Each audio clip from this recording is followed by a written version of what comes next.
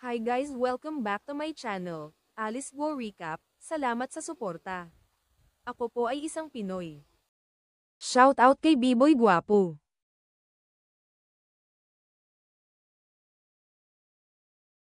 Sa simula ng pelikula, makikita natin ng isang estudyante na may pangalang Suyon habang naglalakad sa isang tulay sa kalagitnaan ng gabi.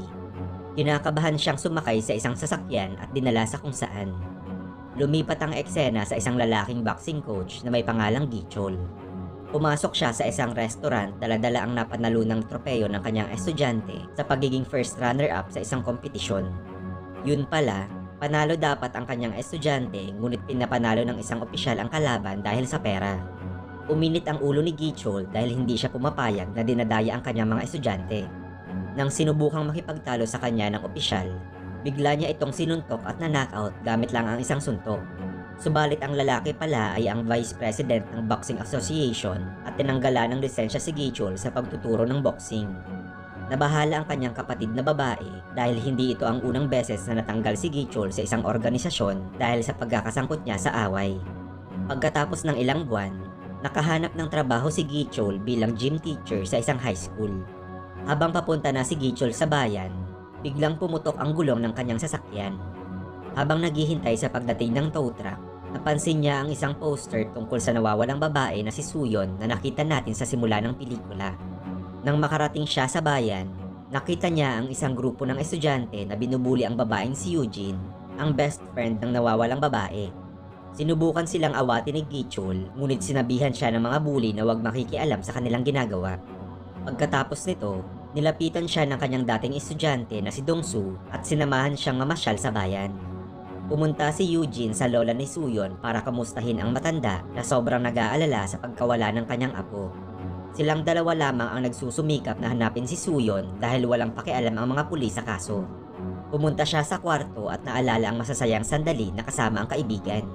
Bigla niyang natandaan na nagtatrabaho ang kaibigan sa isang club at nagpa siyang pumunta doon para mag-imbestiga. Ang sumunod na araw ay ang unang araw ni Gichol sa trabaho. Pinakilala siya ng kanyang superior sa mga kasamahan at inassign sa tabi ng art teacher na si Jisung. Maliban sa pagiging gym teacher, siya ay itinalaga bilang isang student din. Inutusan siya ng kanyang superior na mangolekta ng tuition fee sa mga estudyante na hindi pa nakakapagbayad. Ngunit nang sinubukan niyang kolektahin ang pera sa mga estudyante, walang ni isa man lang ang sumunod sa kanyang utos. Naabutan niya si Eugene sa labas, ngunit pati ito ay hindi rin nagbigay sa kanya. Pagkatapos ng ilang sandali, napansin niya itong tumatakas sa bakod ng eskwelahan. Sinubukan niya itong sundan sa bayan, ngunit na-distract siya ng isang claw machine at sobrang natuwa nang manalo ng isang stuffed toy. Sa ibang lugar, nakita ni Eugene ang pangangampanya ng isang politiko na may pangalang Mr. Kim na siya ding principal sa kanyang paaralan. Lingid sa kaalaman ng karamihan, isa siyang korap na opisyal at masamang tao. Nahanap ni Eugene ang club kung saan dating nagtatrabaho ang nawawalang kaibigan. Nagtanong siya sa loob kung nakita ba nila si Suyon, ngunit wala siyang nakuhang tiyak na sagot. Nagalit sa kanya ang manager ng club, ngunit buti na lang ay dumating si Gichol at nailigtas siya sa mga lalaki. Pinagsabihan niya ito na wag nang makikialam sa kaso pagkat ginagawa na ito ng mga pulis. Habang pauwi na si Eugene sa bahay, sinundan siya ng isang lalaki at sinubukan siyang dukutin. Samantala, napansin ni Gichol na naiwan ni Eugene ang cellphone at bumalik para isauli ito sa dalaga. Habang nasa daan, naabutan niya ang kidnapper at nagmadali itong tumakas nang malapit na siyang mahuli ni Gichol. Dinala niya si Eugene sa ospital at nagbigay ng opisyal na reklamo sa mga pulis. Subalit nang malaman ng hepe na si Eugene ay kaibigan ni Suyon, agad niyang dinismiss ang kaso na para bang may tinatago siya tungkol sa pagkawala ni Suyon. Pagkatapos, kinausap ni Gichol ang kaibigang pulis tungkol sa kaso ni Suyon at napag-alamang hindi pa ito opisyal na pinafile ng mga pulis. Pinagpalagay nila na pumunta lang ang dalaga sa ibang syudad upang tumakas sa kanyang obligasyon. Alam ni Gichol na hindi ito totoo at ginawang misyon na imbestigahan ang kaso gamit ang kanyang sariling pamamaraan. Pumunta siya sa bahay ni Suyon at nakilala ang kanyang lola. Pinikayat niya itong magsampa ng opisyal na reklamo upang mapilitan ang mga pulis na simulan ang pag-iimbestiga sa kaso. Gumana ang kanyang plano at si Dongsu ang nag-file ng kaso para sa kanila. Gumawa din siya ng pag-iimbestiga sa eskwelahan. Sinabi sa kanya ng guro na si Suyon ang pinakatamad na estudyante sa paaralan at lagi din itong absent. Inaalam sa kanya ng guro na wag na siyang makikialam sa kaso para sa kanyang seguridad. Narinig ni Eugene ang pag-uusap nila tungkol sa kanyang kaibigan at pinaliwanag kay Gichol na nagsisinungaling ang lahat na guro para pagtakpan ang tunay na dahilan sa pagkawala ni Suyon. Pagkatapos nito, nahuli ni Gichol ang isang grupo ng estudyante na naninigarilyo sa banyo. Habang sinusubukang hanapin ang pakete ng sigarilyo, natagpuan niya ang isang hidden camera sa loob ng banyo. Agad siyang pumunta sa principal para ipaalam ang nalaman, ngunit hindi siya nito hinayaang makapagsalita at pinagsabihan na wag nang makialam sa kaso ni Suyon. Dahil sa pagkadismaya, hindi niya na pinagbigay alam ang tungkol sa nahanap na kamera. Nagpa siya siyang alamin kung anong nilalaman ng kamera sa kanyang computer. Kanyang nalaman na sinet up ito ng art teacher na si Jisung na nagkataong nakaupo sa tabi ng kanyang lamesa. Agad niya itong pinuntahan para pagsabihan, ngunit hindi niya na ito naabutan. Nang makakuha ng oportunidad, binuksan niya ang laptop at nasorpresa nang makita ang palitan ng mensahe sa pagitan ni Jisung at Suyon. Sa gabing nawala ang dalaga, meron siyang mensahe kay Jisung na sunduin siya sa may tulay. Patunay ito na meron siyang nalalaman tungkol sa kaso. Agad na tinawagan ni Gichol ang kaibigang pulis, ngunit hindi ito sumasagot. Sunod niyang tinawagan si Eugene at tinanong kung nasaan ang dalaga, ngunit kasama niya pala si Jisung na inalok siyang ihatid sa bahay. Pinaalam ni Gichol ang lahat na natuklasan kay Jisung at sinabihang mag-ingat sa kasama. Tinanong niya si Jisung kung saan sila pupunta at tinext ang lokasyon kay Gichol upang madali siyang mahanap ng guro. Napansin ni Eugene ang keychain na kapareho ng sa kaibigang si Suyon. Sinubukan niyang magtanong tungkol sa kaibigan, ngunit sinuntok siya ni Jisung at doon nawala ng malay. Nang magising si Eugene, nakakulong siya sa kwarto ni Jisung habang nakagapos ang kanyang kamay at mga paa. Nakita niya sa loob ng cabinet ni Jisung ang cellphone ni Suyon. Bago pa siya makagawa ng masama sa dalaga, biglang dumating si Gichol at pinilit na makapasok sa loob ng bahay. Sinubukan siyang pigilan ni Jisung, ngunit wala siyang nagawa laban sa dating national boxing champion. Sinuntok siya ni Gichol at tinali ang kanyang mga kamay. Nagmakaawa siya kay Gichol na huwag magsusumbong sa mga pulis dahil mawawalan siya ng trabaho, ngunit walang pakialam sa kanya si Gichol. Nagtanong siya sa bastos na guro tungkol kay Suyon, ngunit tinanggi nitong meron siyang kinalaman sa pagkawala ng dalaga. Ayon sa kanya, tinawagan siya ni Suyon upang magpasundo mula sa club. Habang nasa loob ng kanyang sasakyan, nakatanggap siya ng tawag mula sa isang tao at sinabihang magpaiwan sa gasolinahan. Sinabi ni Suyon na merong susundo sa kanya kaya hindi na nakialam si Jisung at umuwi na sa kanyang bahay. Pagkatapos ng ilang minuto, hindi siya mapalagay sa pag-iwan ng mag-isa sa dalaga. Ngunit nang binalikan niya ito, wala na si Suyon sa gasolinahan. Nahanap niya ang cellphone ng babae sa CR at kanya itong tinago. Maliban doon, wala na siyang alam sa iba pang nangyari. Kinalaunan, pinakulong din si Jisung dahil sa kanyang ginawang kasalanan. Ngunit hindi pa din naniniwala ang mga pulis na dinukot si Suyon kahit meron ng nakuhang ebidensya si Gichol at agad na pinaalis ang guro. Nang makaalis na si Gichol, tinawagan ng hepe ang isang lalaki at sinabihang mag-ingat dahil iniimbestigahan sila ng guro. Pinapatunayan lang nito na merong ibang sangkot sa kidnapping at kasabwat nila ang hepe ng mga pulis. Sa sumunod na araw, pinatawag si Gichol sa opisina ng prinsipal at tinanggal siya sa trabaho dahil sa pakikialam niya sa kaso ni Suyon. Malinaw na para kay Gichol na sinusubukang itago ng lahat na tao sa bayan ang totoong nangyari kay Suyon.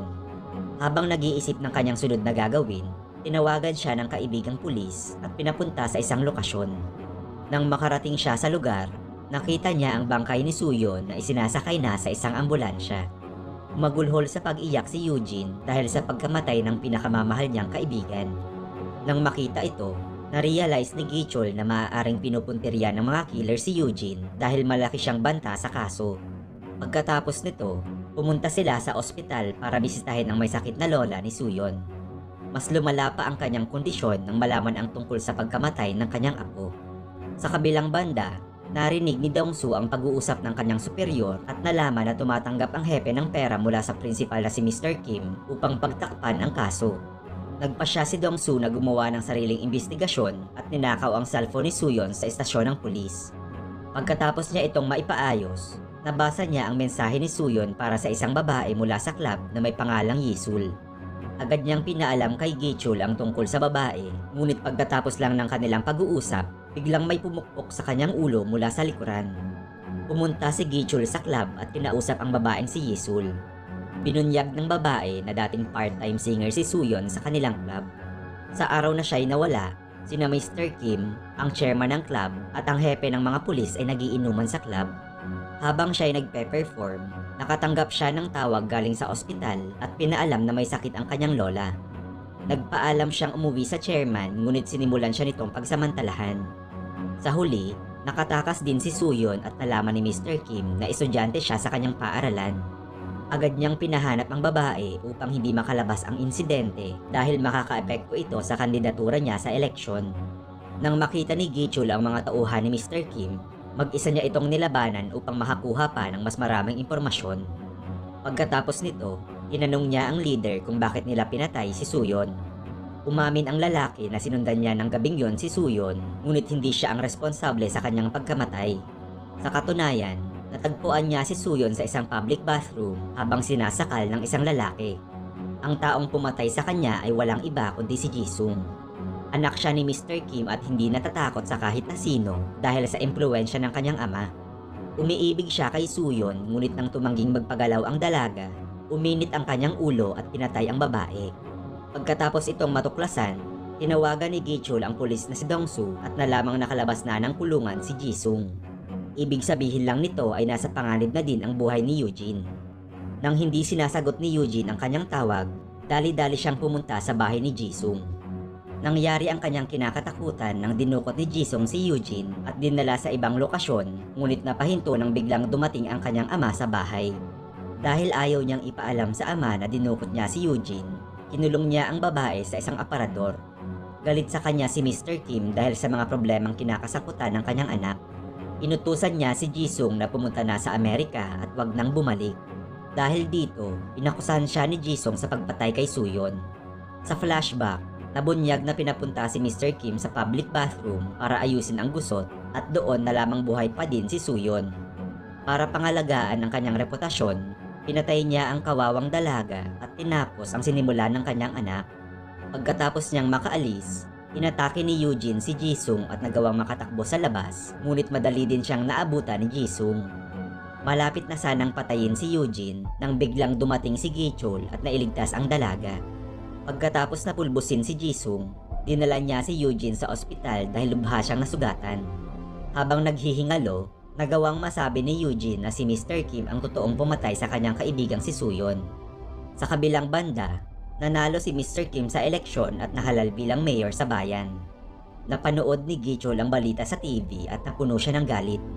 Nagmaneho siya ng kanyang sasakyan sa highway at binunggo ang sasakyan ni Mr. Kim. Pagkatapos na patumbahin ang driver, naglakad siya palapit sa politiko na sobrang kinakabahan na sa ngayon. Sinubukan niyang takutin si Gichul na isa na siyang mayor, ngunit walang pakialam si Gichul sa kanyang estado at binasag ang salamin ng kanyang sinasakyan. Sa huli, dumating ang mga pulis at inaresto si Mr. Park sa pagpatay kay Suyon sa tulong ng kaibigang si Dongsu. Sa sumunod na araw, ang katotohanan tungkol kay Mr. Kim at kanyang mga kasabwat ay nakarating na sa balita at napawalang bisa ang kanyang pagkapanalo sa eleksyon. Sa huling eksena, binisita ni Gichul si Eugene sa ospital at iniwan ang staff toy na kanyang napanalunan sa claw machine. Lumipat na din siya sa ibang syudad, umaasang makakapagsimula ng bagong buhay. Mag-subscribe ka na kung hindi ka pa nakasubscribe. Thank you for watching.